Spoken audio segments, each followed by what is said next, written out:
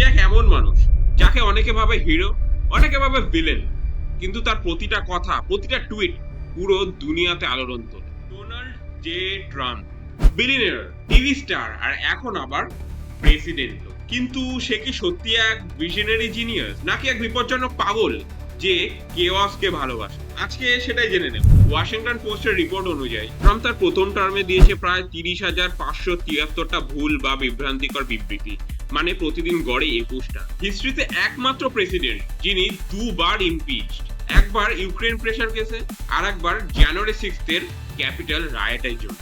একজন নেতা যিনি নিজেই সমর্থকদের উস্কে দেন হিংসার জন্য। তার সোশ্যাল মিডিয়া বিহেভিয়ার একদমই আনপ্রেডিক্টেবল, কখনো এআই ভিডিও পোস্ট করছে, কখনো কারো নাম ভুলে যাচ্ছে, এমনকি প্রেস কনফারেন্সে মেলানির সাথে ফ্লার্ট করেছে লাইভ ক্যামেরাতে। এই আচরণটাকে কেউ বলছে ডেমেনশিয়া, আবার কেউ বলছে ড্রামা।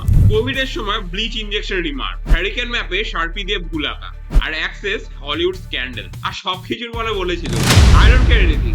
এটা কি আত্মবিশ্বাস নাকি পাগলামি? পর্নস্টার স্টর্মি ড্যানিয়েল স্ক্যান্ডাল, পুরো দুনিয়া ভেবেছিল এবার তো শেষ, কিন্তু আশ্চর্যজনকভাবে এটাই ছিল তার কামব্যাক মোমেন্ট। এই ঘটনায় তার পপুলারিটি বাড়িয়ে দিল, আর আমেরিকানরা তাকে আবার ভোট দিল। তার ফরেন পলিসি হলো বন্ধু দেশকে কটাক্ষ আর শত্রুদের সঙ্গে হ্যান্ডশেক। ন্যাটো কান্ট্রিগুলো পর্যন্ত অবাক সে আসলে কাকে সাপোর্ট করে। কিন্তু সবকিছু মিলিয়ে মনে হয় এক আনকন্ট্রোল স্টর্ম, যার সেন্টারে আছে একজন আনপ্রেডিক্টেবল প্রেসিডেন্ট। কিন্তু প্রশ্নটা হলো, এত সব আচরণ, বিতর্ক, পাগলামি সত্যি কি ভুল?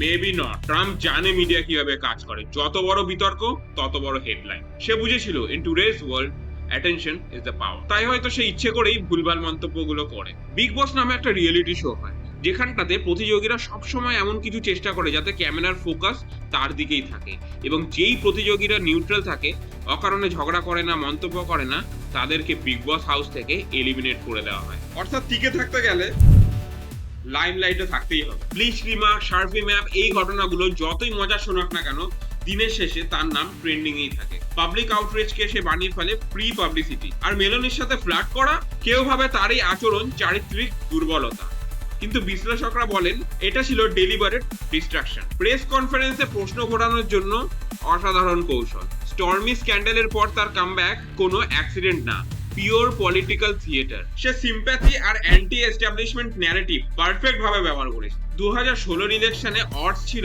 12:1 এগেইনস্ট, তবুও সে হোয়াইট হাউসে পৌঁছেছিল, কারণ সে জানতো মানুষের ভয়, রাগ আর অহংকারই ছিল ভোট ব্যাংকের আসল চাবি। তার ট্যাক্স রিফর্ম, ট্রেড ওয়ার, এমনকি টুইটার ব্যানও সবকিছু হেল্প করেছে তার ফ্যান বেস আরো স্ট্রং করতে। এই কিওসই তার হোল প্লেগ্রাউন্ড। তাই অনেক এক্সপার্ট বলেন ট্রাম্প পাগল নন, তিনি জানেন কখন কি ভুল করতে হয়, আর তার সেই ভুলই তার অ্যাডভান্টেজ হয়ে দাঁড়ায়। তোমরা যদি নোটিস করো, আমাদের আশেপাশে, আমাদের রাজ্যে, আমাদের দেশে এমন কিছু ব্যক্তি আছে যারা ঠিক এই ফর্মুলাই ফলো করে, এবং তারাও নেটিজেনদের আলোচনায় থাকে। সাধারণ দৃষ্টিতে এটিকে পাগলামি মনে হলেও আসলে সেটা একটা স্ট্র্যাটেজি, লাইমলাইটে প্রেজেন্ট থাকা। তাহলে তুমি কি বলবে, জিনিয়াস না ম্যাড? এবার বলো তোমার কি মনে হয়, ডোনাল্ড ট্রাম্প কি সত্যি বিভ্রান্ত মানুষ, নাকি এমন একজন খেলোয়াড় যে কেওয়াসকে নিজের অস্ত্র বানিয়েছে? তোমাদের কাছে যদি কোনো ইন্টারেস্টিং পয়েন্ট বা থিওরি থাকে, কমেন্টে জানাতে ভুলবে না। এবং ভিডিওটি যদি ভালো লাগে অবশ্যই লাইক করবেন এবং আমাদের চ্যানেলকে সাবস্ক্রাইব করবেন। আমি শুভদীপ বণিক, এবং দেখা হচ্ছে পরের ভিডিওতে।